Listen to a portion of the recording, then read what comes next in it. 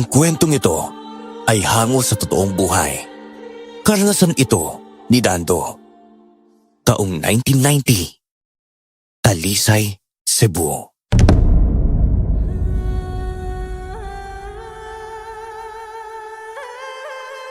Magandang araw, senyor. Ang aming baryo na kung tawagin ay baryo ng panitikan ay tinaguriang may mga matatapang na mamamayan. Isang baryo na dating sinakop ng aswang nagabunan.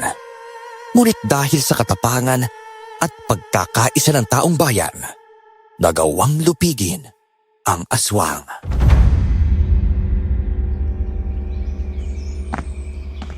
Oh, Dando! Kanina ka pa ba nakahawak sa tenga mo? Ano bang meron dyan? Sumasakit na naman ba? Hindi po, tay. Halos mabingi kasi ako sa mga ingay na naririnig ko. Ingay? Bay, wala namang ingay ah. Meron po. Naalala niyo po bang naikwento ko sa inyo na tuwing gabi, nakakarinig ako ng ingay ng mga uwak? Hanggang ngayon po kada gabi, naririnig ko pa rin po yun eh. Ay, naku. Ang lakas naman ng pandinig mo talaga. Naging ganyan ka lang ata simula nang naging 15 anyos ka na. Alam mo anak, huwag mo nang pansinin yan. Mamaya baka pagtawanan ka pa ng mga ibang tao dyan. Sabihin nilang baliw ka. Sa totoo lang po, hindi lang yun ang nagbago sa akin eh. Parang kayang-kaya ko rin pundurugin ng bato kahit pigain ko lang po. Ano? Hoy, ako ba yung nilaloko mo lang bata ka ha? Hindi po. Sandali lang po ha. Kukuha po ko ng bato. Ito na po. Pagbastan po ninyo mabuti ha. Tiniga kong maliit na bato sa harapan ni tatay. At nadurog nga iyon. Biglang namutla ang mukha ni tatay at hindi makapagsalita. Alam ko na hindi siya makapaniwala sa kakayahan ko. Umatras siya ng kaunti sa akin na para bang natatakot. Wala, bakit ka ganun kalakas ha? Teka, sabihin mo nga sa akin, may nangyari ba sa'yo habang nag-aani kayo ng mais doon? Kinagat ka pa ng aso, di kaya natamaan ka ng kidlat? Hindi po. Hindi ko nga rin po alam kung paano po ito nangyari. Basta, biglaan na lang po ang lahat.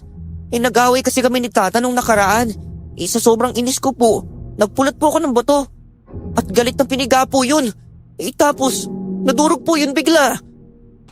Diyos ko, hindi ka normal na tao kapag ganyan ka, anak. Paano naman po ako magiging hindi normal eh? Anak niyo naman po ako. Kung sa bagay, tama ka nga naman. Anak kita kaya wala akong dapat ikatakot sa'yo, no? Hindi mo naman ako sasaktan, hindi ba? Teka, bakit ko naman po kayo sasaktan, tay? Tatay po kita eh. Ay, naka. Oo nga naman. Pero, alam mo ba, anak? Naalala ko tuloy ang pangyayaring 2 dekada nang nakalipas eh. Kagaya mo, may mga nilalang na makapagyarihan. Nilusob tong baryo. At marami ang kanilang pinatay. Po? Ano naman po silang klaseng nilalang? Ay, mga aswang nagabunan. Siguro kung nagkataon na buhay ka noon at may kapangyarihan kang ganyan, aba, hindi na matay ang lolo at lola mo. Sa kagustuhan kasi nilang iligtas ako, binuwis sila ang kanilang mga buhay. Aswang naghabunan? Oo, mga lalaking aswang na malalakas at makapangyarihan. Pero kahit gaano sila kalakas, may nakatalo pa rin sa kanila. Linisan nila ang baryo nang may dumating na tagapagligtas. May dala itong agimat na kinatatakutan ng aswang nagabunan. Ano pong nangyari dun? Marami rin po bang namatay sa mga aswang? Ilan na namatay. Ngunit may mga nakatakas. Bago pa nga sila umalis, nagbanta pa sila sa baryo. Kapag sabi nila, babalik raw sila. Pero hanggang ngayon wala naman eh. Mabuti na lang ka mo at hindi na talaga sila bumalik. Grabe. Nakakatakot naman po pala yung nangyaring yun. Talaga, sobra. Akala nga namin ng nanay mo noon mamamatay na talaga kami. Sabay sa awa ng Diyos naligtas kami ng isang ermitanya. Ano naman pong ganap ng ermitanya sa laban kontra po sa mga aswang? Siya lang naman ang nakatalo sa mga aswang at ang nagmamay-ari ng agimat. Siguro matanda na yun ngayon.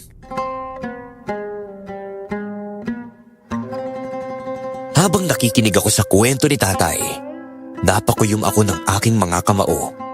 Hindi ko alam kung bakit parang nanggigil ang katawan ko kapag nakakarinig ako ng kwento tungkol sa labanan. Nakakatakot ang mga nangyari sa kwento niya. Pero pinangarap ko na sana pinanganak na ako noong nangyari ang gulong iyon.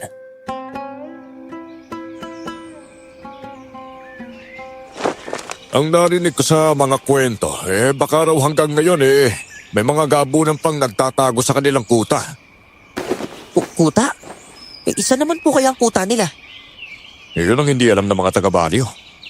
Marahil malayo na sila sa atin kaya wala nang nangyayaring gulo. Pero mas maganda po yun nang sa gayon patuloy nang tatahimik tong baryo natin. Kaya nga anak basta ang ipagdarasal ko na lang sana hindi na sila magparamdam.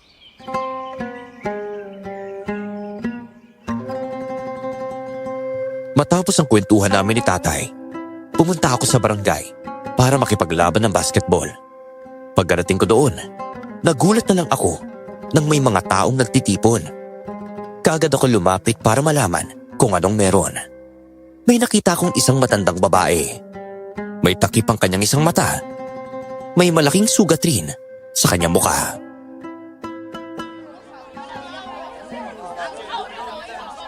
Ale, sabihin niyo na po kasi sa amin kung saan po kayo galing.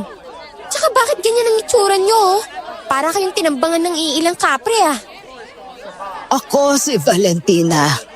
Galing ako sa isang lugar na hindi na dinadaanan ng mga tao. Isa akong ermitanya. Kaya ako napadpad rito. Dahil bumaba ako ng bundok, may nakasalubong ako sa daan. Mga nilalang na mapanakit, kaya ako nasugatan. Ano kayang klaseng nilalang ang tinutukoy ng matandang to? Tsaka meron pa talagang daan na hindi dinadaanan ng mga tao? Hoy, wag yun ang pansinin ng matandang yan. Nasisiraan na yata yan ng bait pero teka, parang kakaiba yung baston niya. Aling Valentina, pwede ko bang hiramin ang inyong baston? Hindi! Hindi dapat hinahawakan ito ng mga taong kagaya ninyo. Ako lang dapat ang pwedeng humawak sa baston. Gusto ko lang naman pong malaman kung gawayan sa kung anumang bagay sandali lang naman po Akin na po. Sabi ng wag! Matigas talaga ang ulo mong bata ka.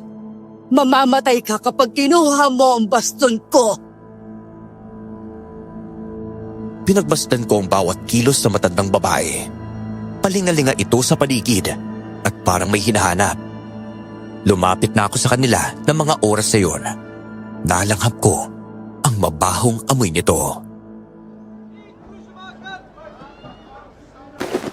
Uy, Dando, kakilala mo ba ang matandang yan?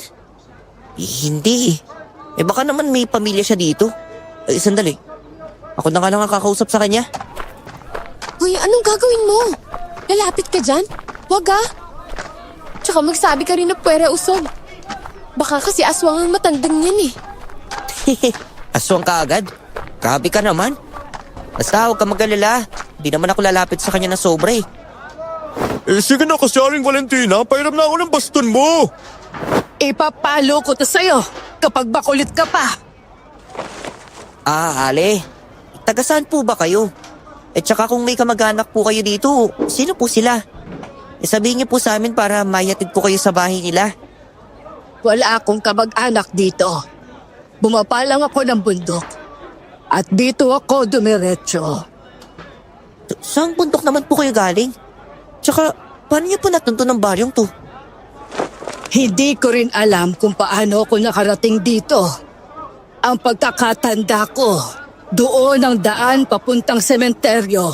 Hindi pa. Doon nga po. Sige na. Aalis na ako.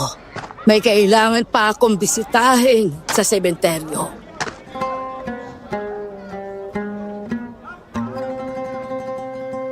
Sinundan na lang namin ng tingin ang matandang babae.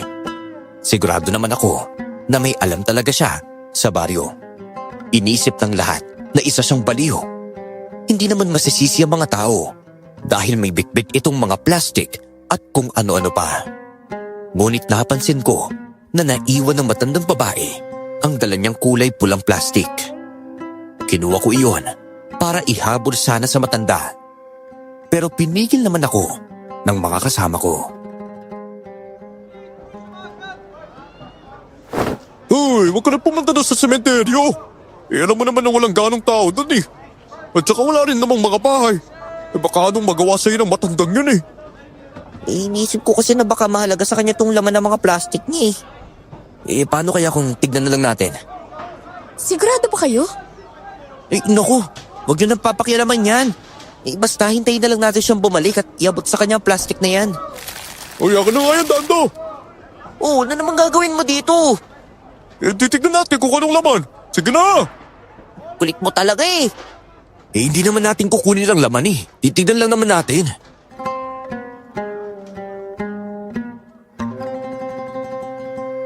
Wala naman ako magawa dahil marami ang may kagustuhan na makita ang laman ng plastic.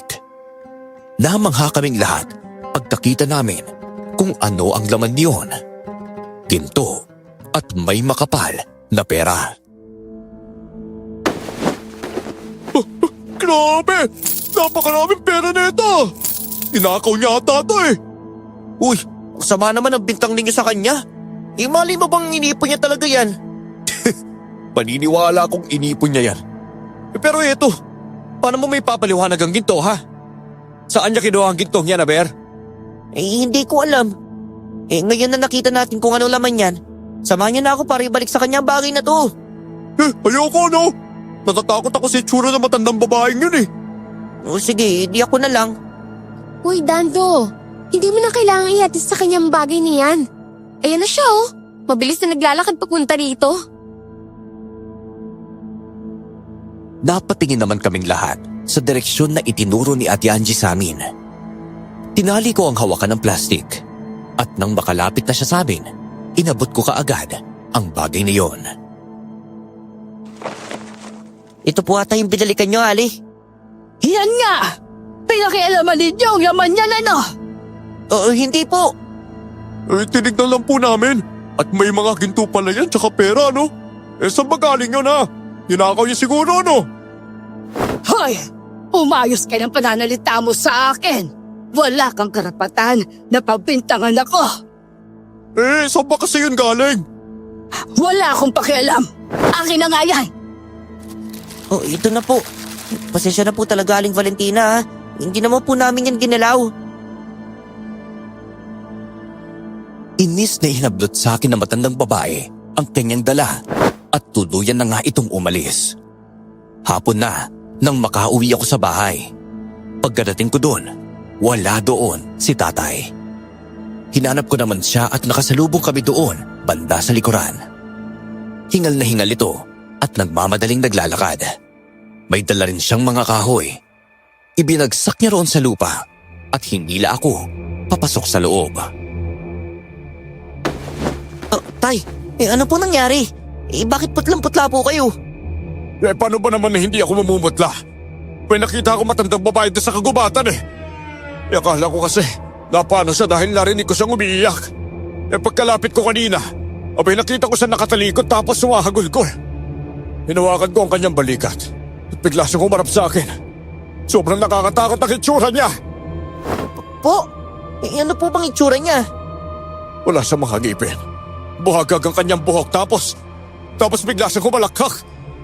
Ayun, tumakbo ako agad pa uwi. Tay, ano po bang itsura ng matandang nakita ninyo? Ano po ba yung suot niya? Yung may headband na gawa sa kahoy. At saka mabaho rin siya at kulay itim yung damit eh. Siya ba yung nakita mo? Nakita rin kasi namin siya kanina eh. Dapat magbabasketball kami. Kaya lang bigla siyang dumating doon. Inisip nga namin na baka baliw ang babaeng yun eh. Natatakot talaga ako kanina anak, grabe. Bigla ko nadawag nung humalakhak siya na parang demonyo eh. Huwag niyo na pong isipin yun, Tay. Yung mabuti pa magpahinga na po kayo. At maghahanda lang ako ng hapunan natin.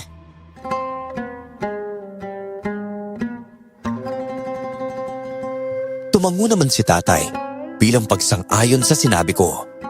Pagka umaga nun, nagulantang ang lahat ng taga-baryo sa balitang kumalat. Nawawala raw ang mga alagang hayop ni Mang Agordo. Ang matandang lalaki na ito ay isang mayaman sa baryo namin. Mataas ang respeto ng mga tao sa kanya. Pinatawag niya kaming lahat sa kanyang bahay at pinakita ang ibang natitirang patay na manok, baboy at kambing niya.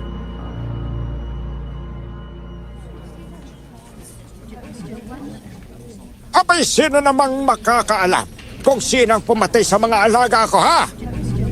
Ay, sige. Handa akong magbayad ng malaking halaga kung may maituturo kayo sa akin.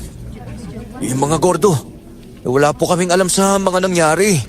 Baka naman po nilapa na mabagay sa hayop ang mga alaga ninyo kaya namatay ang mga yan. Abay, hindi ako naniniwala doon. Sinadya talaga ito ng tao na may galit sa akin. Teka, mawalang galang na po mga Gordo, ha? Abay, dito sa baryo, para namang wala ni isang may galit sa inyo eh. Kayo po ang madalas na tumutulong sa amin sa oras ng kalamidad. Kaya hindi po namin magagawa yan sa inyo. Ah, mga kasama! May nakitang bangkay doon sa sapa! Bangkay? Anong bangkay ang pinagsasabi mo? Bangkay po ng isang batang babae! Tara, Dando! Pumunta tayo doon! Kasama rin po ako! Ako rin! Bilisan na natin! Maraming taong nagsitakbuhan papunta doon. Sumunod na rin si Mang Agordo para makiusisa. Papalapit pa lang kami sa sapa. Naamoy na kagad namin ang nakakasulasok na amoy. Sobrang lansa nito, kaya naduwal kaming lahat. Tinakpan ko ang aking ilong at lumapit sa bangkay ng bata. Naku po! Pakpakan dyan at dibdib ng bata! Paniguradong aswang ang may kagagawan dito mga Gordo! Ay, teka, ako nga pasilipin mo niya. Hindi! Walang laman ng tiyan niya! Tama ka nga, Antonio. Bumalik ata sila! Ang sabi po ng nanay ng bata, 2 gabi na po siyang nawawala eh. Hindi lang itong bata ang nawala, kundi meron pang mga sanggol. May 2 sanggol na nawala sa pangatlong purok ng baryo. Natatakot ako! Ano nang gagawin natin? Maghanda kayo. Dahil bumalik ang mga aswang na gabunan. Papatay nila tayong lahat dito sa baryo kahit anong oras. Ha? Aswang na gabunan? Ano namang klaseng halimaw ang mga yun? Mga aswang na malalakas at makapangyarihan. Tay, ang aswang na pumatay sa batang yan ay isang aswang na kinakwento mo sa akin. Ganun na nga, anak. Pero imposible na babalik sila. Wala silang babalikan dito. Nandiyan na pala ang pamilya at ang mag-iimbal sa bata. O isa, magsialisa na tayo rito para mapabilis ang pagbuhat nila sa bangkay. Binigyan namin ng daan ng pamilya at ang mga taong galing sa bayan para maalis ang bangkay ng batang babae doon. Nabalot ng takot ang mga tao, lalong-lalo na ang mga matatandang nakasaksi noon na ginagawa raw ng pagsakop ng mga aswang na gabunan. Mga Gordo, hindi lang pala kayo ang naubusan ng mga alagang hayop eh. Marami pa po. Isang gabi lang ang ginawang pag-atake sa mga hayop. Iilan lang ang mga aswang na gumagawa nun. Tiyak ka kung marami sila. Kung hindi ko alam na may namatay dito baka hindi ko naisip. Daswang ang pumunterya sa mga alaga ko. Kailangan na nga natin magdoble ingat. Talaga! Ay mag-iingat tayong lahat kayong wala na ang agiwat na pumoprotekta sa baryo. Para itapoy ang aswang. Teka, wala? Pero paano yun nawala? Ang pagkakaalam ko ang agimat na yon ay nasa ligtas na lugar. Oo. Pero hindi dadayo rito ang aswang. Kung nandoon pa ang agimat. Maaaring nasira ito. O nawala sa baryo natin.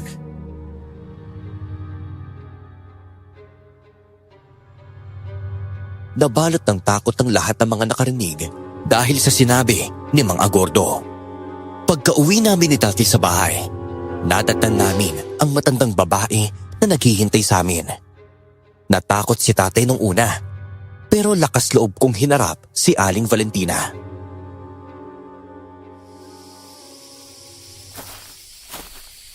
Ali, ano pong ginagawa niyo rito? Makikihingi lang sana ako ng pagkain, iho. Pwede pa. Wala po kaming pagkain eh. Umalis na po kayo dito. Abay, masyado nyo na kaming inaabala. Bakit ba parang natatakot ka sa akin? May kwento pala ako sa inyo. Handa ba kayong makinig? Wala kaming panahon para pakinggan pa po kayo. Ayaw ko pa maging bastos pero hindi po namin kayo kilala. Ano po ba yung ikukwento po ninyo? Uy anak, huwag ka na makinig sa kanya. Hindi natin kakilala matandang babae na yan eh. Ang kwento ko ay tungkol sa isang sanggol na lalaki na iniwan sa sapa. Kumusta na kaya ang sanggol na yun? Sanggol na naiwan sa sapa. At sino naman ang walang pusong magulang ang mag-iiwan ng sanggol sa sapa ha? Kayo po ba yun? Kailangang mailayo ang sanggol sa kanyang pamilya. Mapapahamak siya kapag nanatili siya doon. Ano ba, umalis na po kayo dito? Sandali lang po, Ali. Bibigyan na lang po kita ng pagkain. Huwag na anak. Okay, umalis ka na dito matanda ka ha? Alis na! Nang sigawan siya ni tatay, kaagad namang umalis ang matandang babae. Nagtaka naman ako sa naging kilos si tatay dahil parang hindi ito mapakali. Kahit nakaalis na ang matandang babae, panay pa rin ang palakad-lakad nito sa loob ng bahay. Ako na ang nahilo para sa kanya.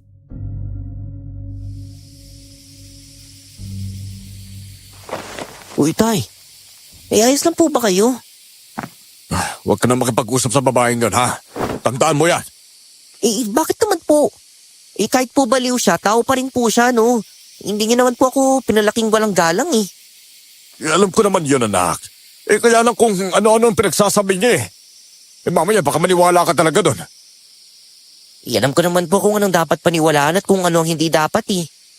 Minsan po kasi, mas tapat pa pong maging kaibigan ng baliw kaysa sa mga taong tama ang pag-iisip eh. Ay, naniniwala ka ba sa sinasabi niyang may sanggol na naiwan sa sapa ha? Iwan ko po. Hindi ko po alam sa kanya. Kung ako lang po, gusto ko po siyang pakinggan eh. Baka po naghahanap lang siya ng isang taong handa makinig sa kanya. O siya, sige na. Nagluto ka nila ng pagkain natin ha? Pasensya ka na kung naging madamot ako doon sa matanda.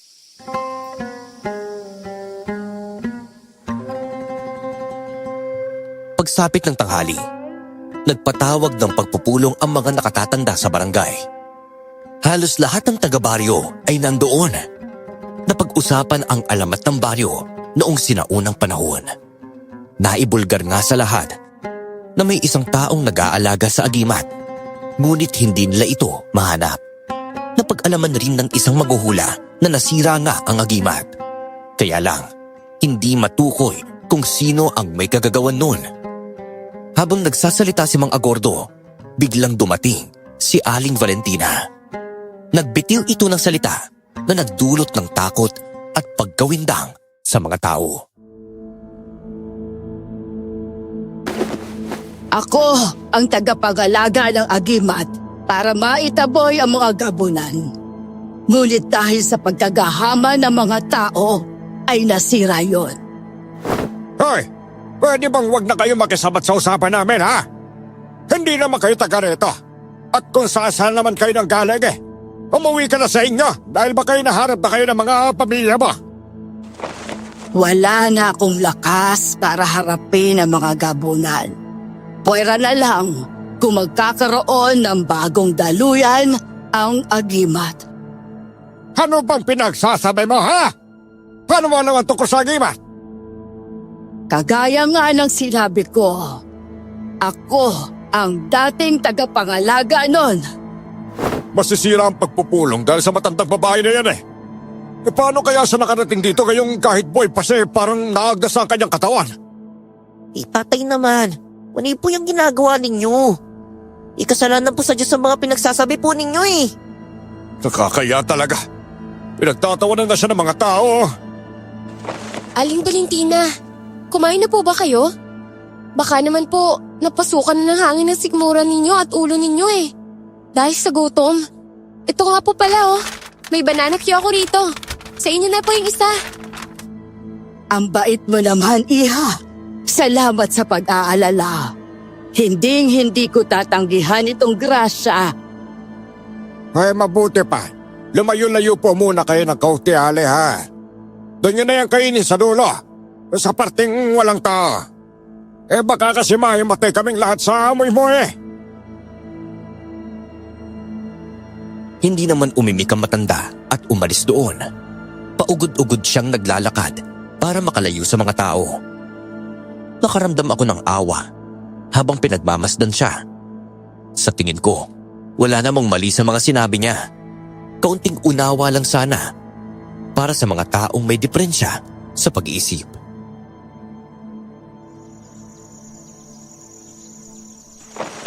Ganto, simula mamayang gabi, kailangan ang lahat ng mga kalalakihan ay umikot sa buong baryo. Kailangan natin bantayan ng mga aswang na hindi nila tuluyang masakop ang lugar natin. Payag po ako sa bagay na yan. Handa po akong ibuwis ang buhay ko para sa baryo. Handa rin po ako.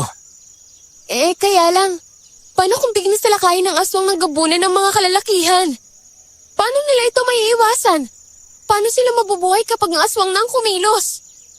Mayroong kahinaan naman ng mga aswang.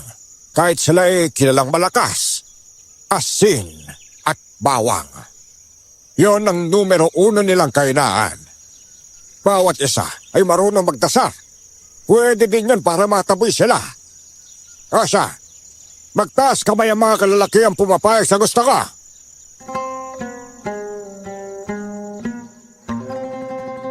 Napaikot ako ng tingin at karamihan sa mga lalaki ay sumasang-ayon na umikot sa pagsapit ng gabi. Nang makita ko si tatay na nakikipag-usap sa kanyang kaibigan, kaagad akong umalis doon at lumapit sa matandang babae. Nagulat pa ito sa pagdating ko pero ngumiti naman siya sa akin.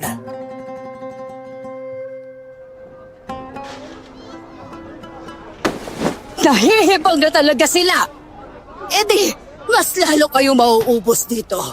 Kung may mga umiikot, papatayin sila ng mga aswang. Alam niyo po, Aling Valentina, naniniwala po ako sa inyo. Hindi kayo magsasalita tungkol sa agimat kung wala po kayong alam eh. Yung balita ko, nakayago raw yun sa sagradong lugar. Pwede ko po bang malaman kung nasan po yun? Nagkakamali kayong lahat. Yan lang ang pinalabas na balita doon, na kung tinago sa sagradong lugar ang agimat, pero hindi yun totoo. Mayroong isang tao na tangan ang bagay na yon. Alam niyo po ba kung sino ang may tangan ng mutya? Hindi ko alam. Ganun po ba?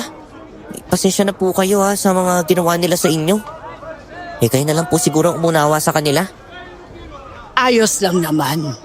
Danto, pwede ko bang mahawakan ang pisngi mo? Oo naman po.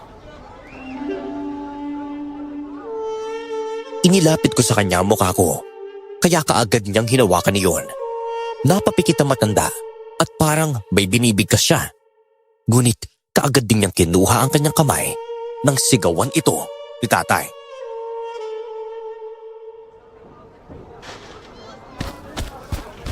Hoy! Layon mo nga anak ko dyan! Tay, huwag niyo po siyang pagalitan. Pumayag po akong hawakan niya ang pisngi ko eh. Ano? Hindi ba sinabi ko sa'yo na lumayo ka sa matandang ito, ha? Halika! Umuwi na tayo! Sige po. Ikaw ang hinihintay ng lahat. Huwag mo nga hayaan na may pipigil sa'yo. Po? Ano pong sinasabi po ninyo? Huwag mo na siyang pansinin. Walang kwenta ang mga sinasabi niya. Buong lakas akong hinila ni tatay palayo sa matandang babae. Ngunit mayroon akong kakaibang naramdaman nung lumapat ang kamay niya sa pisngi ko. Parang nakuryente ang buong katawan ko. Nangangalay iyon at ramdam kong may gumagapang sa aking kaugatan. Paano kung may masamang binabala ka matandang yun sa'yo, ha? Anak, gusto lang naman kitang protektahan. Makinig ka naman sa akin. Hindi mo siya kilala. Walang nakakakilala sa kanya dito sa baryo. Malay mo kung siya pa na ang inuutusan ng mga gabunan para manmanan ng kilos at plano ng mga tao dito. Hindi naman po ata. Mabait naman po yung matandang yun eh. Lahat pwedeng maging mabait. Ngunit dapat marunong kang kumilates ng kung sino sa kanila ang tunay. Ayoko na makita ka pang lumalapit o nakikipag-usap sa kanya, ha? Maliwanag ba yan? Naawa naman po ko sa kanya kung iiwasan ko po siya eh. Sumunod ka na lang sa akin, Dando! Sige po.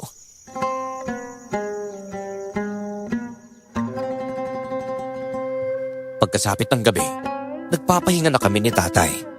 Naririnig ko ang malalakas na tunog ng kuliglig, uwak at kung ano-ano pa. Para makatulog ako, kailangan kong lagyan ng unan ang magkabilang tenga ko. Akmang ilalapag ko na ang unan sa aking mga tenga nang marinig ko ang malakas na sigaw ni Mang Agordo. Humihingi siya ng tulong sa mga tao. Tay, gumising po kayo. Nakakailangan ng tulong si Mga Gordo. Ano bang pinagsasabi mo? Wala naman ako naririnig eh. Narinig ko po ang boses niya. Sige na po. Tulungan po natin siya. Puntahan po natin siya sa bahay niya. Teka, sigurado ka ba dyan, anak? Opo. Kailangan na po natin bilisan. Malakas ang kutob ko na may masamang nangyayari sa kanya. Sige, tara na! Sandali lang, dadaling ko ang itak ko. Dali-dali akong tumakbo papunta sa bahay ni Mang Agordo. Pagkatating namin doon, naroon na si Ate Angie at Kuya Harold. Nakita ko si Mang Agordo, sugatan at duguan. May mga kalmot sa iba't ibang bahagi ng kanyang katawan.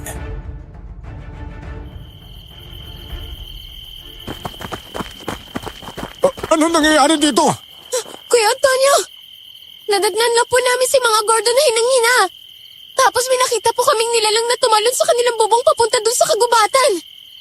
Kailangan natin gabutin ang sugat niya. Baka maubusan siya ng dugo. Mga Gordo, naririnig niyo po ba ako? Kung oo, sabihin mo sa amin kung saan nakalagay ang gamot ninyo. Doon sa kwarto. Buksan mo nilang ang pinto. At pagkapasok mo, mayroon kang makikitang drawer. Doon mo tignan ang mga gamot. Sige po. Ilang aswang na po ba sumalakay sa inyo? Isa lang. Ngunit napakalakas niya. Mamamatay na tatahir lahat sa banyo ko. Ano po ba? Huwag po kayong magsalita ng ganyan. Kung sana bumalik lang ang mga taong nag-aalaga sa ating-ating di maliligtas pa sana tayo. Ang mabuti pa, Kuya Antonio. Tulungan niyo na lang akong paakitin itong mga paa niya sa upuan. Sige. Sandali lang. Oh, nandito na ang mga gamot. Sige na po, gamutin niyo na po siya. Nanginginig si Mang Agordo sa sobrang takot. At panay ang linga nito sa paligid. Iniisip niyang nandun pa rin ang aswang. Ang pinakamalala pa, ang lalim na ng sugat ni Mang Agordo na nasa kanyang dibdib. Mahina akong kinausap ni tatay tungkol sa matandang lalaki. Dando, yung akala ko ba makakarinig ka kahit mahinang pulong lang? Anong nangyari? At huli mo nang narinig ang sigaw ni Mang Agordo? Hindi ko nga rin po alam eh. Tama bang narinig ko? Nakakarinig ka ng kahit mahihinang ingay? Angie, huwag mo nang banggitin ang bagay nito siya ba, ha? Ito kasi si Dando malakas talaga ang kanyang pandinig. Nakakarinig siya ng kung ano-ano eh. Hindi ko nga alam kung bakit biglaan siyang nagkakaganyan. Kahit naman po ako nagtataka kung bakit po eh. Grabe naman yan. Pakaisa kang bayani. Kaya ka nagkaroon ng ganyang kapangyarihan. Hindi ko nga rin alam eh. Minsan, hindi ko na nagugustuhan na magkaroon ng ganito. Buhay na Mga Gordo. Nagamot ko na po ang mga sugat ninyo. Naku, maraming salamat. Kamusta naman ang pag-iikot ng mga kalalakihan? Umiikot pa rin po sila. Kaya lang wala na silang nakitang aswang eh. Ay, naku. Ang mga aswang nagabunan na may kakayahang gayahin ang mukha ng tao. Yun ang dapat nilang ingatan. Maaaring utuin at manipulahin ang gabunan ang kanilang utak para mabiktima sila. Nang makita naming maayos na ang kalagayan ng matandang lalaki, nagpaalam na kami ni tatay na umuwi. Habang naglalakad kami sa daan, nakakarinig ako ng mga nakakakilabot na mga ingay. Nakakarinig ako ng iyak ng sanggol, alulong ng aso, at tunog ng kakaibang ibon.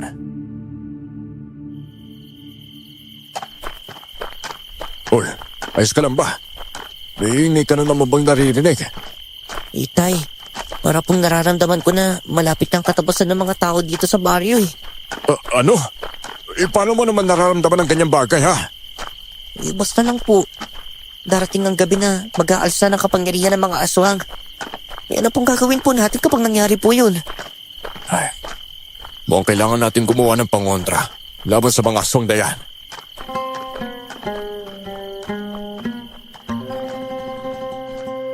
Pagkaumaga, umikot si Mang Agordo sa buong baryo para ipakita ang sugat na gawa ng aswang na gabunan.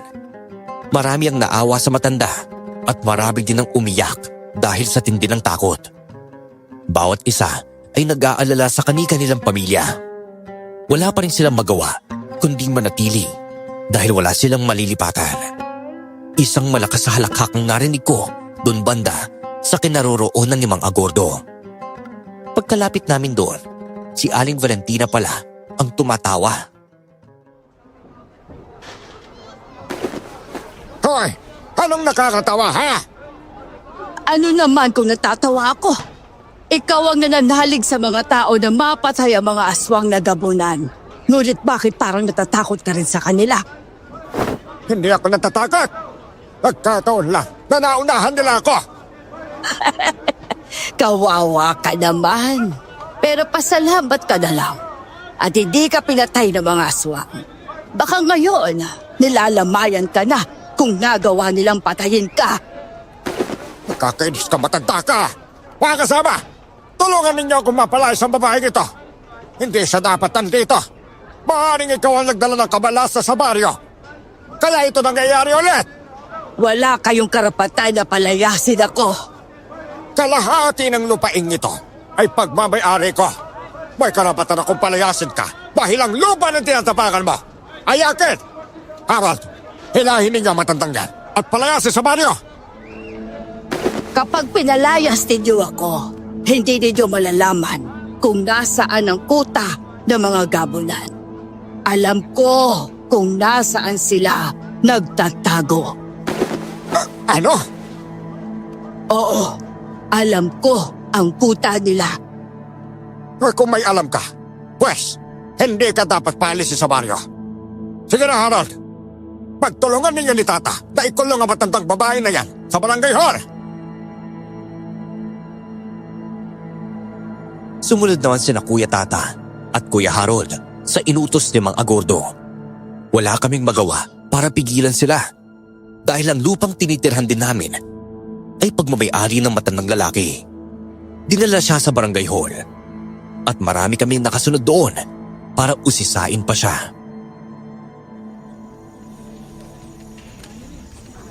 Nasaan ang kuta ng mga gabunan? Sabi mo sa amin! Kahit sabihin ko, wala na kayong maaabutan doon. Sigurado ako na kapag araw, wala sila ron. Hindi mamayang gabi. Tasalakayin namin sila. Maghulos din kayo! Papatayin kayo ng mga gabunan kapag sinalakay ninyo sila. Sabihin niyo lang po kasi sa amin kung nasaan ang kanilang kuta. Doon sa kabilang bundok, may tagong kuweba doon na nasa ilalim ng matandang puno ng nara. Doon sila nagtatago. Ngunit hindi ako sigurado kung hanggang ngayon ay naroon pa rin sila. Maghanda ang lahat. Mamayang gabi, sasalakayin natin ang kuwebang sinasabi ng matandang ito. Kapag wala mga aswang doon, mananagot ka sa amin. Ipagpasalamat mo kung walang aswang na gabunan doon. Siguradong mauubos kayong patayin ng mga aswang kapag ginulo ninyo sila. Hinayaan na lang nila ang matandang babae doon sa barangay hall. Marami ang naghanda para sa lakay ng mga gabunan mamayang gabi. Mayroon silang hinandang armas, apoy, at mga pangontra na kinatatakutan ng aswang na gabunan. Dumating din kami dun sa lugar kung saan sila naghahanda. Marami ang nakiusap kay tatay para sumama. Ngunit dahil nag-alala ito sa akin, mas pinili niya manatili sa baryo.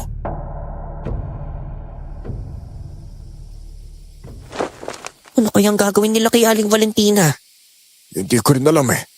Pero kung sakali may mangyaring masama sa mga taong susugod doon, abay sigurado ako na masisisi ng husto ang matanda. Eh, bakit naman po nila sisisihin yung matanda? Eh, sila rin naman po ang may kasalanan eh. Eh, sinabihan na sila ni Aling Valentina na huwag pumaroon. Eh, pero matigas pa rin ang ulo nila.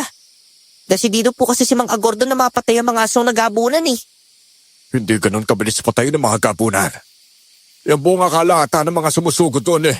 Kapag sinabuhay lang ng asin ng gabunan eh, mamamatay na kagad sila. Abay nagkakamali sila kung ganun ang iniisip nila. Eh, parang ayaw ko pong umalis dito sa baryo. Eh, nag-aalala kasi ako para kay Aling Valentina eh.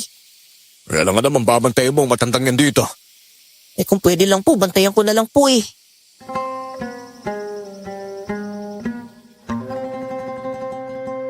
Pagkasapit ng gabi, nagsialisa ng mga taong tutungo sa kuweba. Marami sila at umaasang mananalo laban sa gabunan. Habang paalis naman ng mga ito, malakas na sumisigaw si Aling Valentina para mapigilan sila. Walang nakinig sa kanya. Tanging ang mga kababaihan at matatanda ang naiwan sa baryo. Makinig kayo sa akin!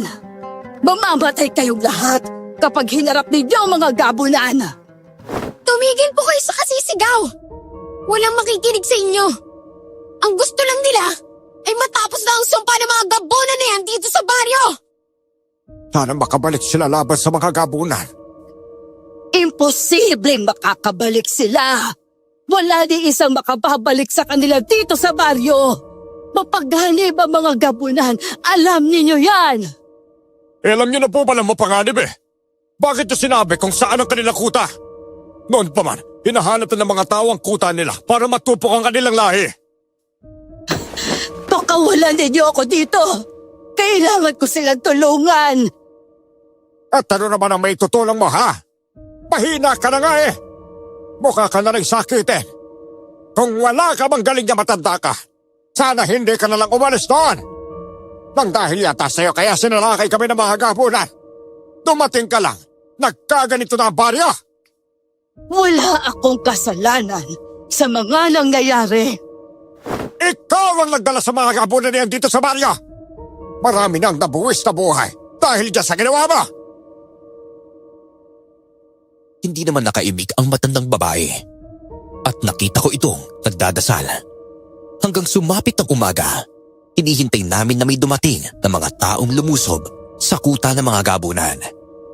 Sa di kalayuan, nakita namin sina Kuya Harold at Mang Tata. Naglalakad na parang wala sa sarili. Kaagad namin silang nilapitan, ngunit bumibigkas sila ng katagang kamatayan. Harold, nasaan ang mga kasama ninyo? Oo nga, bakit kayong dalawa lang ang bumalik dito, ha? Tignan nyo, may mga sugat sila sa leeg oh. Parang kagat yata yan ng mahabang ngipin. Oo nga no, tsaka may mga sugat rin sila sa katawan. Ay teka, tawangan ninyo kung kapatid sila. Dala ninyo! Teka, bakit hindi sila sumasagot? Ano nangyayari? Maraming namatay. Papatiin nila ang lahat. Ang kamatayan ng sagot sa lahat. Anong pinagsasabi mo, Tata? Mga halima, mga demonyo. Sa tingin ko, isang matinding labanan ang nangyari sa kanila. Kaya sila nagkakaganyan. Pero imposibleng silang dalawa lang ang nakabalik. Eh, nasa na kaya ang iba? Baka naman po kinain na sila ng mga gabunan. Eh, teka, huwag muna tayo mag-isip ng ganyan. Mamaya na natin sila kausapin kapag nakapagpahinga na sila, ha? Sa barangay hall, ginamot ang dalawa. Nakita sila ng matandang babae. Halos hindi na makapaniwala si Aling Valentina dahil sila ay buhay. Napansin niya ang kakaibang kilos at binibigkas ng dalawa. Kaya doon na siya nagsimulang magsalita. Malakas ang kutob kong ginamitan sila ng itim na mahika bago pinabalik dito. Kailangan nilang makainom ng langis ko para mawala ang bisa ng mahika ng mga gabunan. Langis? Eh kung ganun, nasaan na po yung langis ninyo?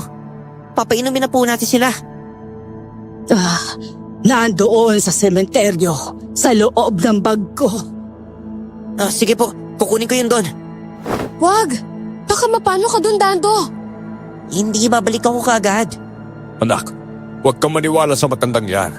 Sa tingin mo ba may langis talaga siya, ha? Paano kung langis pala yun ng aswang? Sige na, Dando. Kunin mo na ang langis ko doon. Kailangan natin silang tulungan para masabi nila kung ano ang nangyari. Huwag mo siyang pakinggan, Dando. Huwag kang pumunta doon sa sementeryo dahil delikado. Siya ang may kasalanan ng lahat ng ito. Malakas ang kutob ko na ikaw ang may gawa ng sumpa. Hindi akong may gawa ng sumpa, kundi ang mga taong gahaman sa kapangyarihan. Tumigil ka na! Dapat talaga sa'yo matanda kayong mamatay. Wala kang kwenta. Ikaw ang may kasalanan ng lahat. Sana hindi nyo nalang sinabi ang tungkol sa kuta ng mga gabunan. Sigurado ako na hindi totoong kuta ang sinasabi mo sa amin. May iba kang dahilan. Kaya itinuro mo ang daan na yon. Ano? Huwag din niyo akong pagpintangan sa mga bagay na hindi ko magagawa, ha? Talaga bang hindi mo magagawa, ha? Sino ka ba talaga? At ano ang sadya mo rito? Alam ko nagmamalman ka dito sa baryo namin! Dahil sa inis ng mga tao kay Aling Valentina, nilapitan nila ito at sinaktan. Naawa ko ng sobra sa matandang babae dahil sumisigaw ito para humingi ng tulong. Gusto ko siyang tulungan, kaya lang pinipigilan ako ni tatay. Bago pa siya iwanan ng mga tao, marami siyang sugat at pasa sa katawan. Nangihina ang matandang babae ng mga oras na yon. Kami na lang ni tatay ang naiwan sa barangay hall dahil nagsiuwian na ang lahat.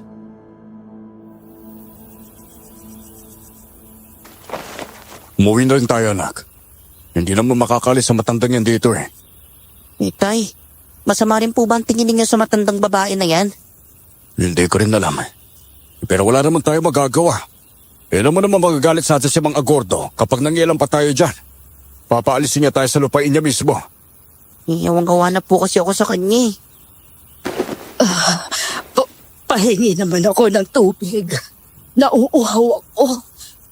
Tay, bibigyan ko lang po siya ng tubig. O siya, sige. Hihintayin na lang kita sa labas, Dando, ha? May sasabihin lang ako sa mga tanod na nagbabantay. Sige po. Maraming salamat, Dando. Kakaiba ka talaga sa kanila. Alam na nga nilang hinang-hina na ako. Nagawa pa nila akong saktan. Kung sana ipinatay lang nila ako, hindi na ako magtitiis sa sakit. Naku, pasensya na po talaga sa nagawa nila sa inyo, ha. Wala rin po kami magawa ni Tata dahil mataas ang respeto namin kay Mang Agordo, eh. Pero matanong lang po sana kita. Nagsasabi ka pa talaga ng totoo na may kuta ang mga gabunan? Oo, alam ko kanilang kuta. Kaya lang, hindi ako sigurado kung naroon pa rin sila hanggang ngayon. Subukan mong kulin ang langis ko sa sementeryo. Magagamit mo yon para maibalik sa katinuan ang dalawa pang lalaki. Sana hindi nyo na lang pala naisipang pasukin tong baryo namin. Kita nyo na puro panghuhusgat pananakit lang po ang nakuha nyo rito. Ayos lang naman yon, iho. Kahit anong oras, pwede na sana akong mamatay. Kaya lang, kailangan kong mahanap ang bagong daluyan. Pagod na talaga ako sa buhay. Gusto ko na rin magpahinga sana. Wala po ba kayong kamag-anak? Wala na. Simula noon, mag-isa lang naman ako sa buhay. Sige na, Dando. Umalis ka na. Hayaan mo na ako rito. Ang hiling ko lang talaga ay sana patayin na ako ng mga tao bukas. Paano kapag pinatay ka nila? Hindi nyo na po mahanap ang bagong daluyan kagaya po ng sinabi po ninyo. Ay, oo nga ano. Mabuti na lang pinaalala mo sa akin. Hoy, Dando, bilisan mo na riyan. Umuwi na tayo sa atin. Nandiyan na po ako, Itay. Sige po, Aling Valentina. Mauna na po ako sa inyo, ha.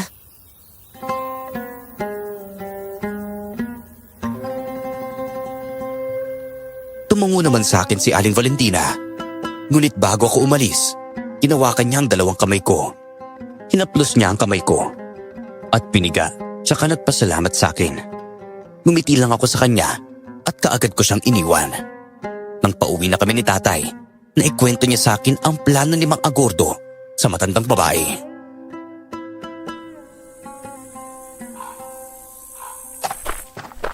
Yung sinabi nila, bukas raw ng umaga, susunugin nila ang katawan ng matanda. Ano? Kawawa naman po siya kapag nangyari po yun. Kaya nga siya kasi ang sinisisi ng karamihan sa pagbabalik ng gabuna. Malakas raw ang pakiramdam nila na may kinalaman ng matandang yun sa lahat ng mga nangyayari. Baka naman po nagkataon lang yung pagdating niya dito.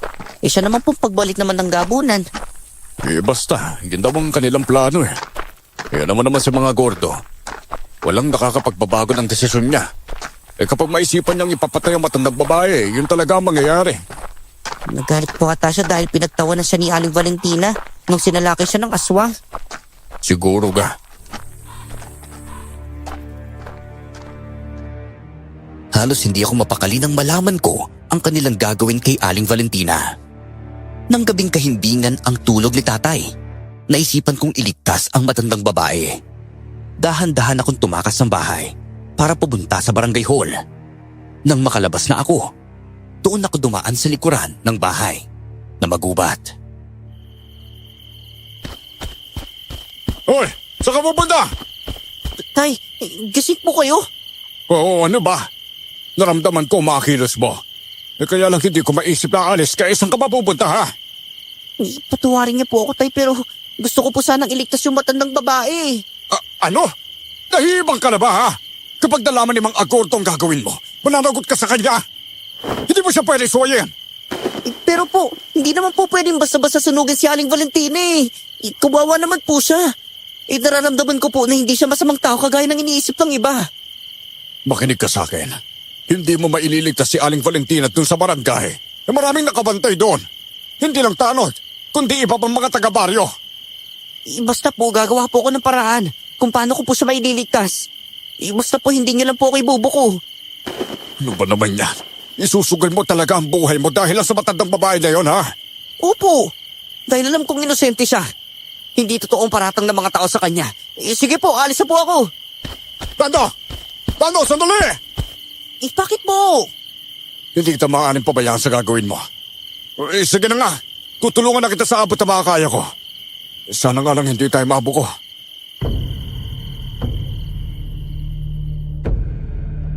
Napangiti ako matapos sabihin ni tatay iyon. Bago kami umalis, may dalang kape si tatay. Naging maingat kami sa pagpunta sa barangay hall. Nakapalibot nga ang mga taong nagbabantay sa matandang babae. Hanggang sa naisipan ni tatay na makipag-usap sa kanila. Niyaya sila ni tatay na magkape.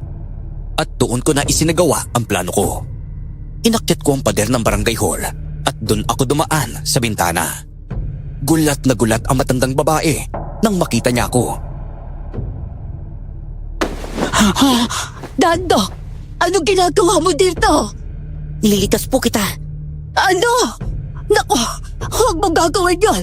Kapag may makahuli sa'yo, sasaktan ka nila. Pakaisipin pa nilang kakampi kita. Mabuti pa, umalis ka na. Hayaan mo na ako dito. Susunugin ka nila bukas kaya hindi pwedeng pabayaan na lang kita dito. Isipin mo na lang ang sarili mo. Umalis ka na. Mas kailangan ka nila, Tando. May dala po akong kutsilyo rito. Puputulin ko lang ang tali ninyo sa kamay at mga paa. Tando, wag na. Umalis ka na lang. Nagsasayang po tayo ng oras. Pena, naputol ko na ang mga tali ninyo. Lahat ng mga bantay nandun sa harapan ng barangay hall. Nagkakape sila ng tatay ko. Kailangan, bago sila matapos magkape, makaalis na po tayo dito. Nagmanman muna ako sa paligid habang hinihila ang kamay ni Aling Valentina. Ako ang naguunang lumakad. Nang masiguro ko na hindi pa sila nakakabalik sa kanilang mga pwesto, doon ko na itinakas ang matandang babae. Nagtagumpay kaming makaalis doon sa barangay hall. Dinala ko na sa bahay si Aling Valentina at ginamot ang mga pasa at sugat niya. Maya-maya pa, dumating naman si tatay. Tay, wala po ba silang alam na nawala na doon si Aling Valentina? Wala. Ngayon nagiinuman sila doon. Mabuti pa. dalhin mo na sa kwarto yan si Aling Valentina. Huwag na huwag po kayong lalabas doon ha.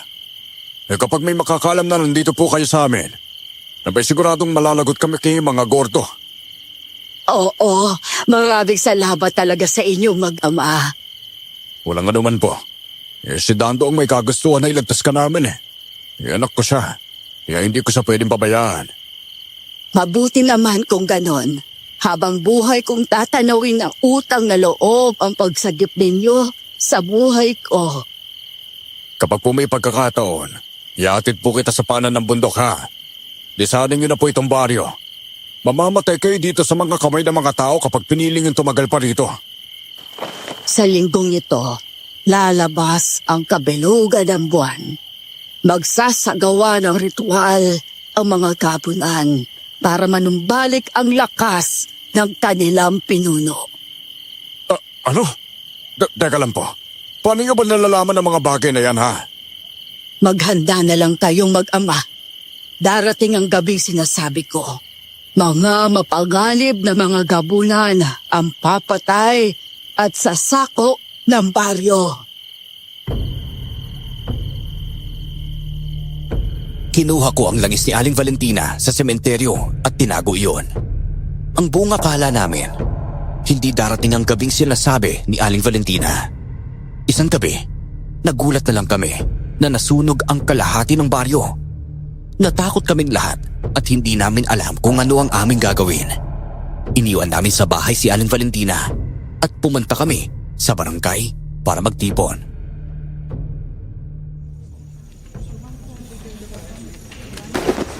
Sigurado ako na ginagantihan tayo ng matandang babae na yan. Kailangan natin siya mahanap para mamatay. Isa naman po natin siya hanapin. Hindi ko alam. Posibleng aswang ang nagligtas sa kanya. Sa nangyayaring ito, kailangan pa ba nating hanapin si Aling Valentina? Kung ako po kasi ang tatanungin, wala na akong pakialam kung nasan man siya. Wala akong ibang hangad kundi makaligtas sa sunog at mamatay ang mga gabunan. Kaya nga po, mga gordo. Kailangan ko na rin pong umuwi sa bahay at maghanda. Kung sakaling makakarating dito ang apoy, lilikas na po kaagad kami. Tay, lalapitan ko lang sina Kuya Harold at Kuya Tata ha. Sige, painumin mo na rin sila ng langis. Bilisan mo! Opo. Habang nagtatalo sila, pasimple kong pinainom ng langis sina Kuya Harold at Kuya Tata. Tinago ko rin yun kaagad nang magtagumpay na ako. Hanggang sa bigla silang nawalan ng malay. Nag-alala ang mga tao, kaya lumapit rin sila at tinignan ng dalawa. Ano nangyari sa kanila, Dando? Hindi ko rin alam eh. Bigla na lang silang natumba. Ano ba naman yan? Buhatin niyo sila at pahigain sa komportableng higaan. Bilisan niyo! Teka, sandali! Gumagalaw na silang dalawa. Oo nga no. Mukhang bumabalik na ang malay nila. Kuya Harold, kamusta po ang pakiramdam ninyo? Teka. Ano nangyayari? Bigla na lang po kayo nawalan ng malay eh. Harold, naaalala mo ba ang nangyari sa inyo? Teka, nasaan ang iba naming kasamahan? Nakabalik ba sila? Hindi. Kailang nakabalik dito sa atin. Ang mga aso nagabulan. Marami sila. Pagdating namin doon, nakapaghanda na silang patayin kami. Mukhang alam na nilang aatake kami doon.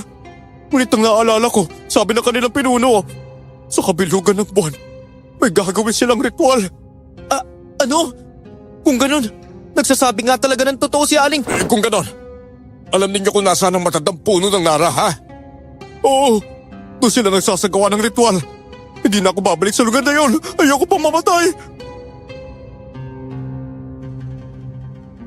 Doon na nabuo ang tiwala namin ni Tatay kay Aling Valentina. Naniniwala na kaming siya nga ang tagapangalaga ng agimat noong unang panahon.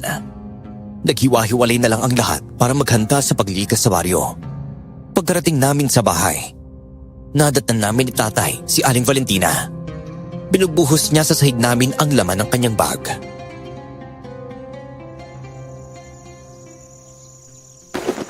Ngayon, naniniwala na talaga kami sa'yo.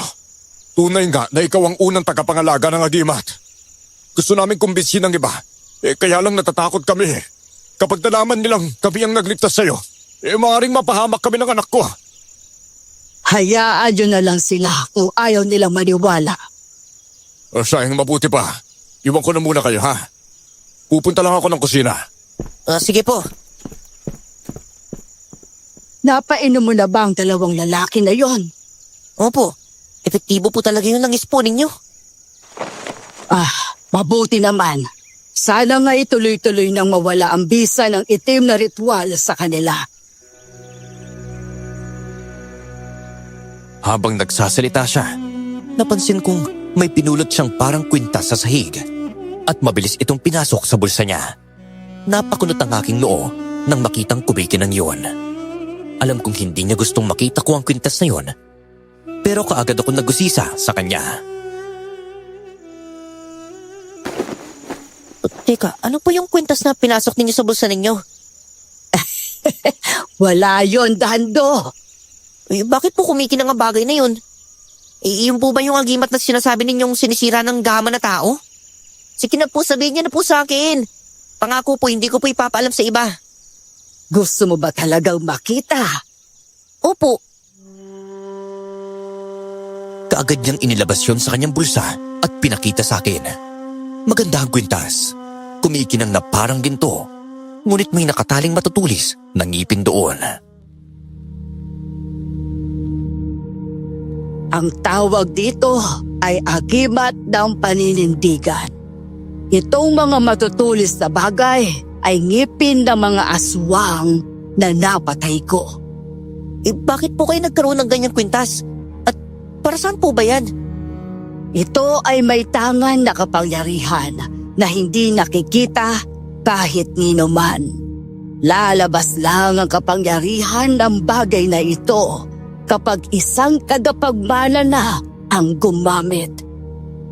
Ganun po ba? Grabe, ang ganda naman po niyan. Ano kayang kapangyarihan po niyan? Gusto mo bang ibigay ko sa'yo at nang malaman mo? Paano po? Hindi naman po ako ang tagapagmana eh. Malay natin, baka ikaw na ang susunod na tagapagmana. Tanggapin mo na itong agimat. Sige po, akin na po yan. Akmang kukunin ko na ang agimat kay Aling Valentina nang dumating si tatay. Nakita niya iyon, pero pinigilan niya akong huwag tanggapin. Ayaw ni tatay. Nahahawak ako ng bagay na hindi niya alam kung saan nanggaling. Hindi naman masama kung tatanggapin ni Dando ang agimat. Ibibigay ko yan sa kanya bilang regalo. Ipasensya na po, Aling Valentina. Pero hindi po ako makakapayag. Nagagamit ang anak ko ng ganyang bagay. Wala sa pamilya namin na magiging isang ermitanyang kagaya po ninyo. O sige, ayos lang naman sa akin kung ayaw ninyo dito. Ang akin lang naman ay baka gusto ni Dando. Gusto ko po, pero dahil ayaw po ni tatay, wala naman po akong magagawa eh. Ay, naku, mahirap na. Baka kasi yan ang dahilan kung bakit nandito ulit ang mga aswang eh. Ayaw ko mapahamak ang anak ko. Aray! Ayan na naman ang sakit ko. Umaatake na naman. Sumusuka po kayo ng dugo. Naku, delikado po yan. Matagal na talaga akong mainiindang sakit. Kaya lang, hindi ako mamatay-matay dahil sa agimat na ito. Kailangan ko itong ipasa sa bagong daluyan para makapagpahinga na ako. Ano naman pong koneksyon ng agimat sa inyo? Kung wala ang agimat na ito, matagal na akong patay. Ngunit ang agimat ay nagbibigay ng lakas at buhay sa akin. Hanggat hawak ko ito, hindi ako mamamatay. Wala akong magawa kundi indain ang sakit ko. Sa totoo lang, hirap na ako. Gusto ko nang magpahinga. Baka hindi pa po ngayon ang oras ninyo. Diyos lamang ang makakapagdesisyon kung kailan kayo dapat mamatay. Ay, ang tagal naman magdesisyon ng Diyos sa kamatayan ko. Kung pwede galang na mamatay na ako ngayon, pasasalabatan ko. Pagod na ang katawan ko. Pero mukha lang akong malakas dahil sa agimat. Kung sakaling makikita ko na ang bagong daluyan at tanggapin niya itong agimat, habang buhay akong magpapasalamat sa Panginoon.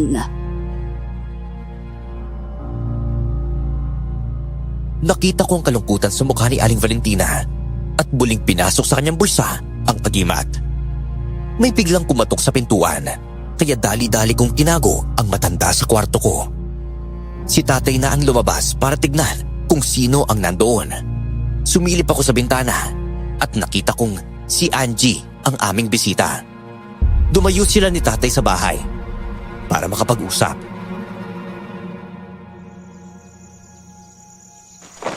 Dito na lang po kayo, Aling Valentina.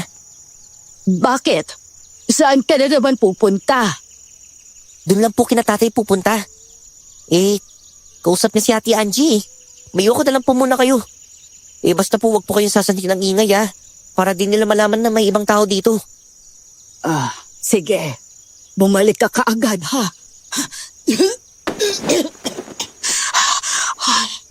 Ang sakit talaga na dibdib ko. Pwede naman po kayong uminom ng langis kung gusto po ninyo. Hindi tatalab sa akin ang bagay na yun. Hihiga na lang ako dito, ha? Sige po. Babalik naman po ako kaagad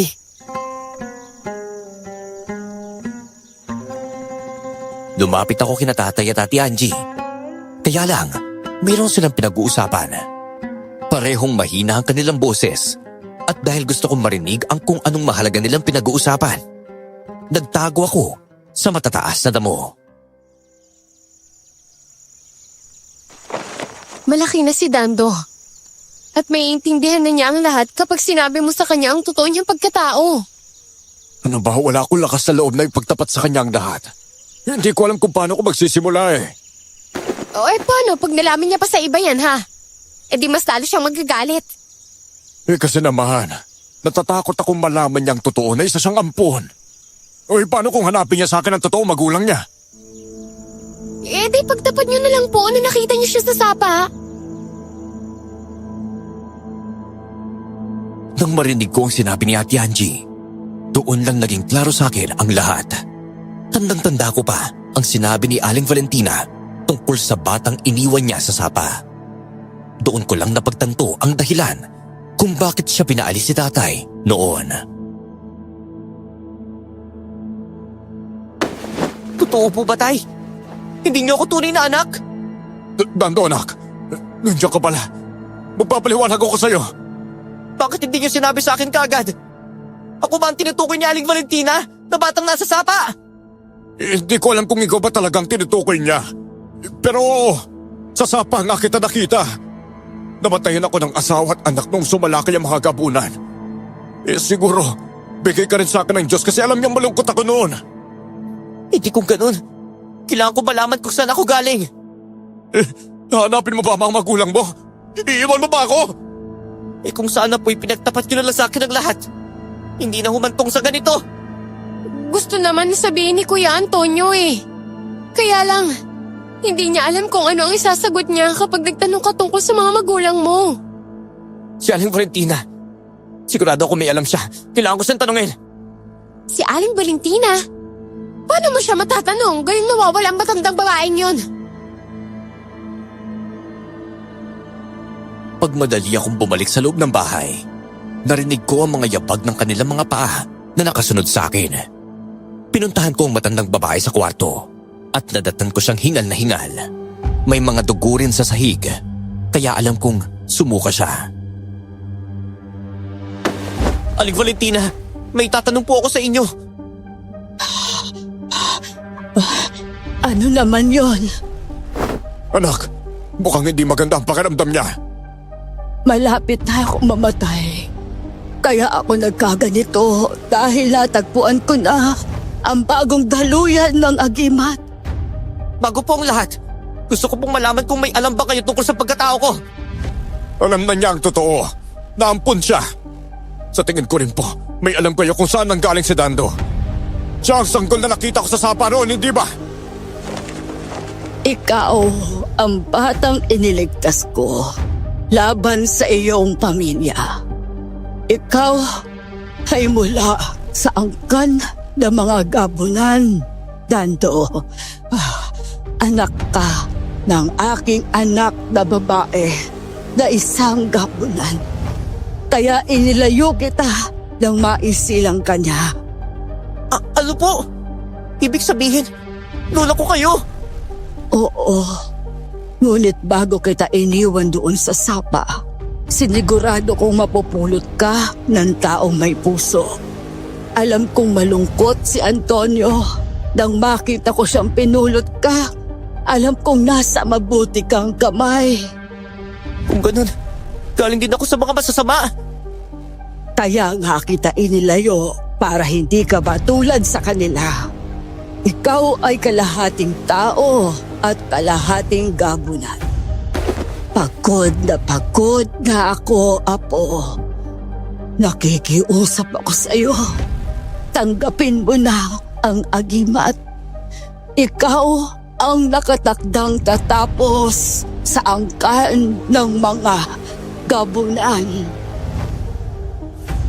Nakita kong nanginig ang kamay ni Aling Valentina habang hawak ang agimat at inabot yun sa akin. Napatingin ako kay tatay. Hinihintay ang kanyang hudyat kung dapat ko bang tanggapin yun o hindi. Wala akong magagawa para pigilan ka. Kung yan ang iyong kapalaran, anak. Hindi ka man nagmula sa akin pero hindi ko alam na may obligasyon ka palang ganyan. Tay, kahit hindi ako galing sa inyo, kayong nag-aruga sa akin, rerespetuhan ko pa rin ang desisyon ninyo. Tatanggapin ko pa ang agimat dito? Sige. Sa nakikita ko, hirap na talaga si Aling Valentina. Itinago at prinotektahan ko ang agimat na ito para sa iyo, Dando. Ang agimat ay hindi basta proteksyon, kundi panata ng pagtubos. Wasakin mo ang kuta ng mga gabunan. Protektahan mo ang mga tao sa baryo. Pero kapag tinanggap ko po yan, mamamatay po kayo.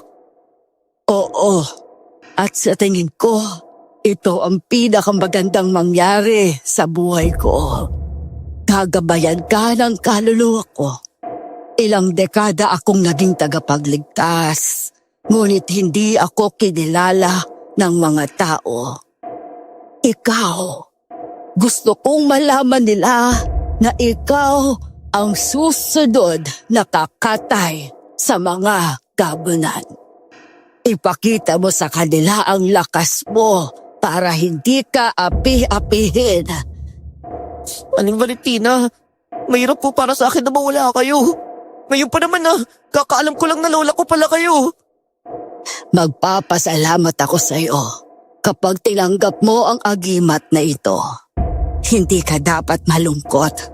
Lahat ng tao ay namamatay. Magkikita na lang tayo sa kabilang buhay. Gagabayan pa rin kita kahit wala na ako sa tabi mo. Mahawa ka sa lola mo, Dando. Tanggapin mo lang ang agimat. Nakikita ko sa kanyang mga mata ang paghihirap niya. Sige po, akin na po ang agimat. Ito, yumuko ka muna. Ipinatong niya ang agimat sa ulo ko at pumikit siya. Mayroon siyang binibigkas na hindi ko maintindihan. Habang nagsasalita si Aling Valentina, nakaramdam ako ng init sa aking katawan. Napakuyom ako ng aking kamay nang maramdaman ko na may dumadaloy sa ugat ko. Aling Valentina, bakit may nararamdaman akong kakaiba sa katawan ko? Tignan niyo po, umiilaw ang kamay ko. Yan ang kapangyarihan na sinasabi ko sa iyo noon. Paano ko naman ito magagamit kung maglaban na kami ng mga gabunan? Kusang lalabas ang lakas mo kapag nakaharap mo na sila. Ang katawan ko'y alab, ang dugo ko'y bakal. Ipasa ang apoy sa bagong daluyan. Masaya ako dahil naipasa ko na sa kaisa-isa kong apo ang aking agimat. Paalam, Gando. Ano nangyayari? Aling Valentina!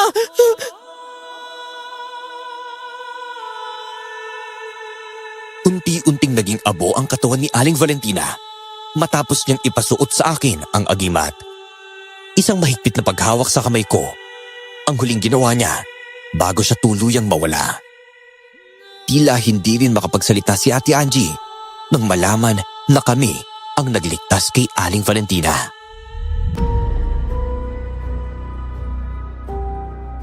Ano nang gagawin natin ngayon? Halos mabaliw na mga tao sa paghahanap kay Aling Valentina. Pero kailan pala nagligtas sa kanya? Nakita mo naman siguro, Angie. Hindi masamang tao ang matandang babae. Lola siya ni Dando. At totoong sinabi niya na siya ang tagapangalaga ng agibat. Isa rin siyang ermitanya. Kailangan malaman ng mga taga-baryo na mabait si Aling Valentina. Ay, teka, wag na po. Wala na rin po siya eh. Kaya ano pang silbi nun kahit malaman nilang hindi tunay na masama siya? Kailangan kong gawin ang misyon ko. Kailangan ko mapatay ang mga gabunan. Alam na ni Harold at Tata ang kanilang kuta. Sige, kung sasama sila sa pagpatay sa gabunan, edi mas maganda. Pero kung ayaw nila, ako na lang ang sasama sa anak ko. Sigurado po ba kayo, Tay? Oo, sigurado ako. Ngayong gabi na tayo sasalakay.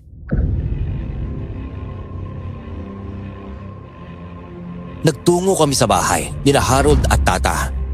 Itinuro nila sa amin ang daan papunta sa kuweba ng mga gabunan. Natakot na silang pumaroon, kaya kami na lang ni Tatay ang sumugod. Nagdesisyon din si Ate Angie na sumama para makatulong. Bitbit niya ang isang plastik na asin, bawang at luyang itim. Si Tatay naman ay may dalang buho na kawayan. Kakubatan ang nilakbay namin bago kami makarating sa kuweba ng mga gabunan. Ngunit hindi namin inaasahan. Pagkarating namin doon, nakahanda na naman ang mga aswang.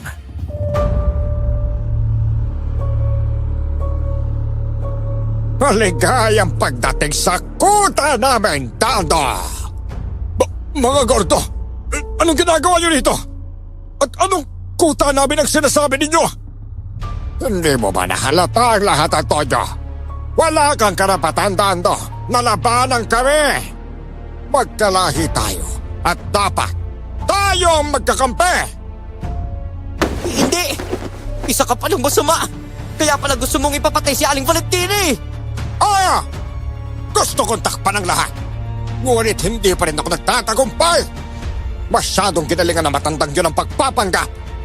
Sa oras na magkita kami, papatayin ko na siya! Hindi na kayo magkikita! Dahil wala na siya! Walang iya ka talaga, matanda ka.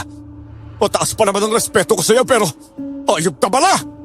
Kung alam ko lang noon na isa kang aswang, dapat pinatay na kita habang tulog ka! Sa tingin mo ba'y kaya mo akong patayin, ha? Wala kang ang magawa nung pinatay ko ang mag-ina mo sa iyong harapan! Ayop ka talaga! Itong nababagay sa'yo! Akmang sasabuyan ni Tatay ng asin si Mang Agordo. Ngunit hinawakan ni Angie ang kamay nito. Sinipa niya si Tatay sa tiyan. Tumalsik siya palayo. Sunod naman akong inatake ni Ate Angie. Nakailag ako sa suntok at sipa. Binitawan niya sa lupa ang dalang asin, bawang at luyang itim. Ate Angie! Bakit? Ako ang dahilan kung bakit nawala sa sarili sina Harold at Tata! Hindi ko akalain na magagawan mo pa rin ng paraan kung paano sila babalik sa katinoan! Ano? Paano mo nagawa ang bagay na yun? Dahil ako ang anak ng pinuno ng gabudan! Ako ang magiging reyna ng gabudan! Patayin mo na siya, anak! Nakahanda na rin ang iba nating mga alagad para tumulong! Ako muna ang harapin mo bago ang ama ko! Walang iya ka! Pinagkatiwalaan ka namin ni Tatay! Umanda ka sa akin, babae ka! Mabilis na nagpalit anyo si Ate Angie bilang isang aswang. Mahahaba ang kanyang mga kuko, mapula ang mga mata, at may malapad na mga pakpak. Maitim ang katawan nito at hubaba ang kanyang buhok. Bumisipa siya sa akin at inatake ako gamit ang kanyang buhok. Nagulat ako. Nadakip ng kanyang buhok ang aking mga paa at buong lakas niya akong hinagis. Anak! Mag-ingat ka sa mga aswang na kumot! Yun ang ginagamit niya para mahuli ang kanyang kalaban! Ayos lang po ako, Tay. Kayo po ang dapat mag-ingat. Ayan na ang gabunan. Lumalabas na sila sa kanilang lungga. Huwag kang mag-alala sa kanila. Si Angie na lang ang harapin mo, ha? Opo, mag-ingat din po kayo. Ayun na naman ang aswang na kumot! Lalansin ka na naman niya gamit ang buhok niya! Nang makita kong pinapahaba na naman ng aswang ang kanyang buhok, tumalon ako sa ere. Hindi ko inaasahan. Natatagal ako roon. Parang may nagbubuhat sa akin. Parang manatili sa hangin. Naramdaman kong pagyakap ng hangin sa katawan ko. Alam ko kung sino yun. Walang iba, kundi si Aling Valentina, ang lola ko. Kahit sa langit ka pa lumipad, susundan pa rin kitang bata ka! Isuko mo na sa akin ang agimat para hindi na kayo mamatay! Hindi ko isusuko sa iyo ang agimat. Sa lola ko to at pinamana niya to sa akin. Isa ka traidor! Kung ayaw mong isuko sa akin ang agimat, mapipilitan akong patayin kang bata ka! Patayin mo kung kaya mo. Yan kung magpapapatay lang ako sa iyo. Matapang ka, ha? Porket may agimat ka na? Lumipad siya para habulin ako sa ere. Habang naghahabol siya, pinapahaba niya pa rin ang kanyang buhok. Mabilis kong hinuli ang buhok niya at hinila siya papalapit. Nawalan siya ng balanse dahil sa lakas sa pinakawalan ko. Nang makalapit na siya sa akin, sinipa ko siya sa tiyan at paulit-ulit na binagsak mula sa ere. Malakas siya, parang hindi nasasaktan. Napatitig ako sa kinaroroonan ni tatay. Hingal na hingal habang umiilag sa gabunang umaatake sa kanya. May iilan na rin siyang napatay. Tado! Saluhin mo tong buo na kawayan! Gamitin mo yan para mapatay mo ang aswang na kumot! Ayos lang ako, Tay. Mas kailangan po ninyo yan. Sige, may mga dumarating. May tutulong sa atin. Sigurado ako, sina Kuya Tat at Kuya Harold yan. Dito na matatapos sa pananakop sa baryo namin. Sa pagkakataong ito, wala nang natitirang gabunan dito sa baryo. Nang makarating ang mga tao, sinalakay nila ang mga aswang. Maingay ang labanan. Muli akong sinalaki ng aswang na kubot at sinubukang kalmutin ako. Nailagan ko ang kanyang kuko, pero nahuli niya rin ako muli. Ngayon naman, sa leeg, nasakal ako ng husto. Tingnan ko lang kung makakawala ka pa! Pakawal mo kung aswang ka! Ibinuwis ng lola mo ang kanyang buhay para sa'yo. Inakala niyang ikaw ang tatapos ng mga gabunan. Pero hindi pala. Mapapasakin lang pala ang agimat niya! Hindi yun mangyayari! Umanda ka sa ganti ko! Ilabas mo ang lakas mo! Pumikit ako at buong tiwala akong kumapit sa agimat. Uminit ang katawan ko. Nawala ang sakit ng pagkakasakal. Buong lakas kong kinalas ang buhok sa leeg ko. Hinila siya pababa. Sinubukan niyang lumipad, pero pinigilan ko siya. Ito ang buo ng kawayan! Tarakan mo na ang dibdib ng babaeng yan para mamatay na siya! Akin na po, Tay! Patayin mo na siya ngayon din! Tatapusin na kita! Wala akong pakialam sa pinagsamahan natin dahil isa kang traitor! Pakawalan mo ang buhok ko! Umanda ka talaga sa akin! Titirisin kitang bata ka! Lumipad siya papunta sa akin. Saktong hinagis si tatay ang buho. Nasalo ko ito at saktong paglapit niya, buong lakas kong tinarak yun sa kanyang dibdib. Napaangil ang aswang sa sakit. Tinarak ko ulit.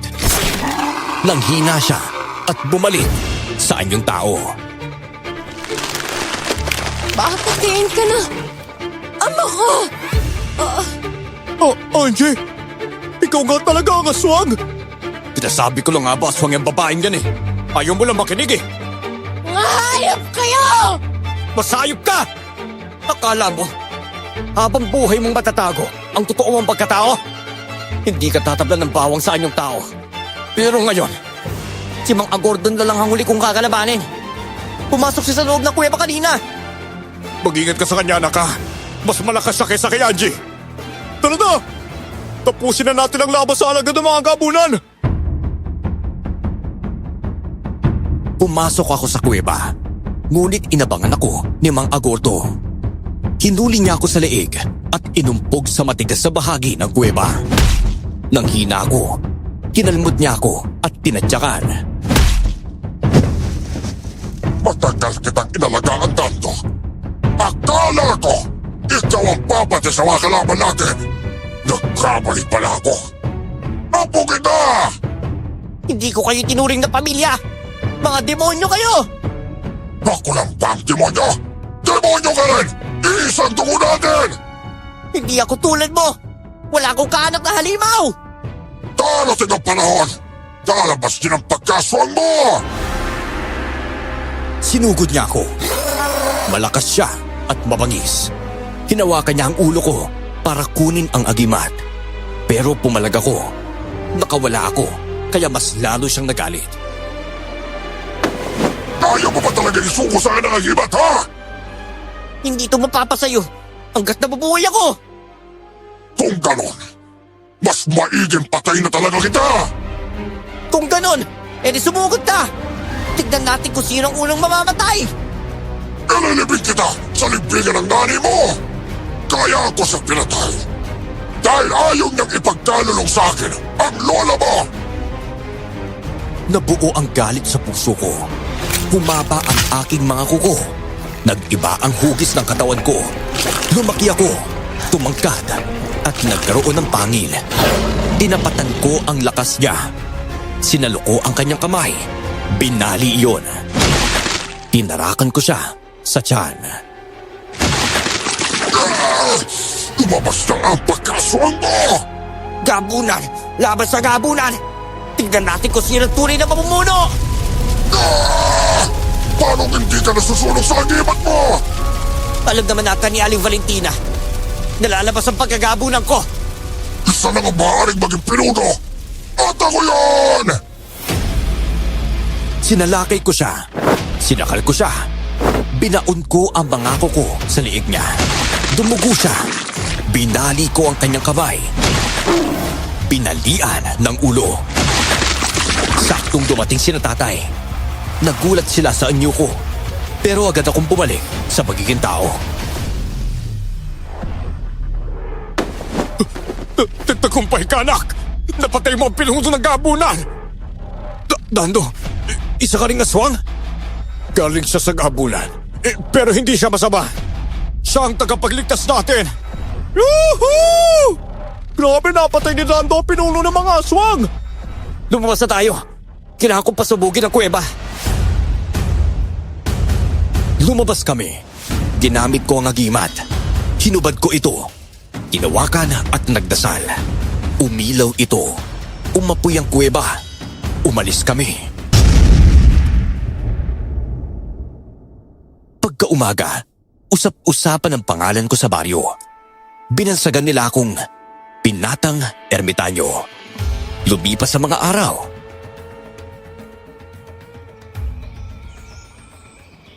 Sigurado ka bang doon ka titira sa kubo ni Aling Valentina, ha? Opo, tay. Pakiramdam ko, mas kailangan kong hasahin ang sarili ko roon eh. Pero wag po kayong mag-alala.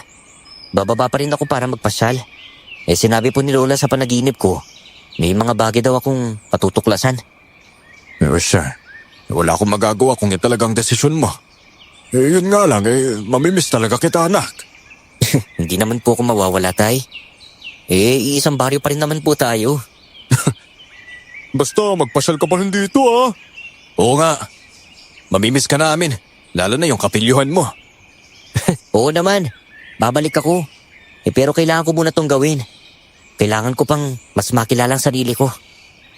Kahit kailan ka bumalik, basta tandaan mo nandito lang ako, ha? Nakakalungkot isipin. Pero alam kong kailangan kong lumayo. Palagi kong binibisita si tatay para ibalita na lalo akong gumagaling. Ako na ngayon ang tagapagbantay ng panata, tagapagsupil ng gabi, ang bago ermitanyo. Hanggang sa nakilala ko ang aking mapapangasawa. Doon kami sa bundok na nirahan at bumuo ng pamilya. Hanggang dito na lang ang kwento ko. Maraming salamat at more power sa inyong channel, Senyor.